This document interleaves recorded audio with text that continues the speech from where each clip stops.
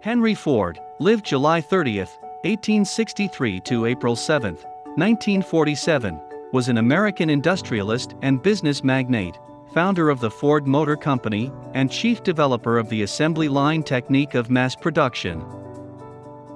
By creating the first automobile that middle-class Americans could afford, he converted the automobile from an expensive curiosity into an accessible conveyance that profoundly impacted the landscape of the 20th century. His introduction of the Model T automobile revolutionized transportation and American industry. As the Ford Motor Company owner, he became one of the richest and best-known people in the world. He is credited with Fordism, mass production of inexpensive goods coupled with high wages for workers. Ford had a global vision, with consumerism as the key to peace.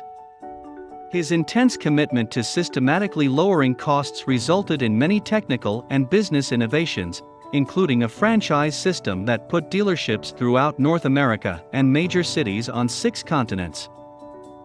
Ford left most of his vast wealth to the Ford Foundation and arranged for his family to permanently control it. Ford was also widely known for his pacifism during the first years of World War I, and for promoting antisemitic content, including the Protocols of the Elders of Zion, through his newspaper the Dearborn Independent and the book The International Jew, having an alleged influence on the development of Nazism.